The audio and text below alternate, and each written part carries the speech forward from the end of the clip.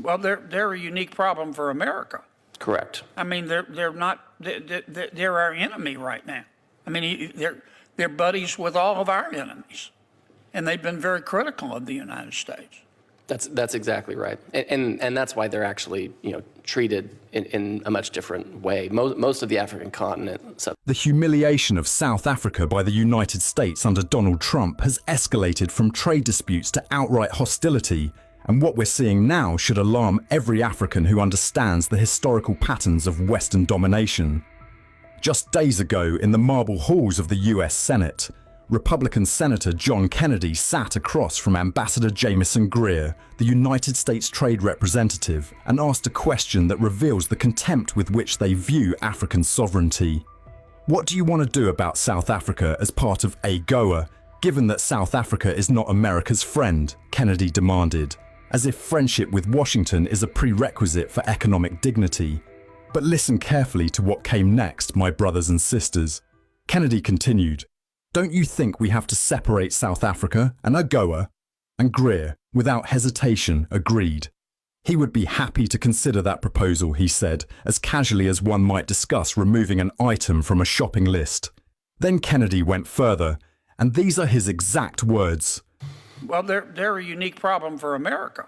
Correct. I mean, they're not they're our enemy right now. I mean, they're buddies with all of our enemies, and they've been very critical of the United States. That's exactly right, and that's why they're actually treated in a much different way. Most of the African continent. Let that sink in. Enemy. South Africa, a nation that fought against apartheid with the blood of its children, a nation that chose reconciliation over revenge, a nation that has consistently stood for justice on the world stage, is now being called America's enemy by its own senators. This is not happening in isolation. Since Trump returned to the White House, South Africa has faced relentless pressure. Earlier this year, Washington slapped South Africa with punitive 30% tariffs after South African officials submitted multiple trade proposals that were simply ignored. The message was clear: submit to American demands or face economic warfare. And remember the recent G20 summit. The pressure South Africa endured for daring to host the gathering and inviting other nations, including African nations, to participate was nothing short of neo-colonial intimidation. Washington wants to control who Africa talks to, who we trade with, who we call friends. This is the mentality of empire, not partnership. But here's what makes this moment even more significant. South Africa is not alone. Across the continent, from east to west, from the Sahel to the southern tip, African nations are feeling Trump's wrath.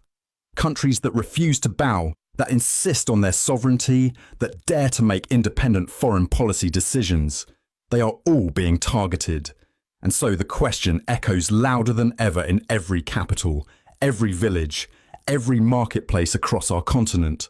What if Africa were united? What if we stood together under one superior leadership structure? Would Donald Trump, would any Western power, dare to speak to a united Africa the way they speak to us now, divided and isolated?